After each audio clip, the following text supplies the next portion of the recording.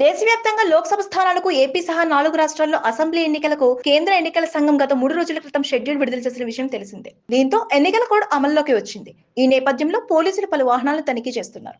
ఈ క్రమంలో ఉండవల్లి కరకట్ట సమీపంలోని ఎన్నికల విధుల్లో భాగంగా టీడీపీ జాతీయ ప్రధాన కార్యదర్శి నారా లోకేష్ కాన్వాయ్ ను ఆపి పోలీసులు చెక్ చేశారు. కోడ్ అమల్లోకి వచ్చిన నేపథ్యంలో తనిఖీలు చేస్తున్నామని పోలీసులు లోకేష్ కు చెప్పారు. కాన్వాయ్ లో ఉన్న కార్లన్నింటినీ పోలీసులు చెక్ చేశారు. తాడేపల్లి అపార్ట్మెంట్ వాసులతో ముఖాముఖి కార్యక్రమానికి నారా లోకేష్ వెళ్తున్నారు. ఈ క్రమంలో పోలీసులు లోకేష్ కాన్వాయ్ ను అడ్డుకుని తనిఖీలు నిర్వహించారు.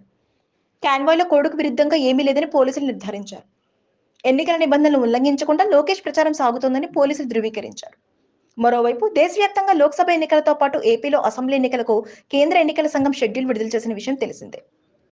ఏపీలో 4వ దశలో 25 పార్లమెంట్, 175 అసెంబ్లీ నియోజకవర్గాలకు ఎన్నికలు జరగనున్నాయి. ఏప్రిల్ 18వ తేదీన నోటిఫికేషన్ విడుదల కానుండగా మే 13వ తేదీన పోలింగ్ జరగనుంది. జూన్ 4వ తేదీన ఫలితాలు వెల్లడవుతాయి. Please subscribe Pragna Media. Please like, share, subscribe to Pragna Media. Pragna Media, please do like, share and subscribe. Please subscribe to Pragna Media. Please like, share and comment if you like the video. Pragna Media.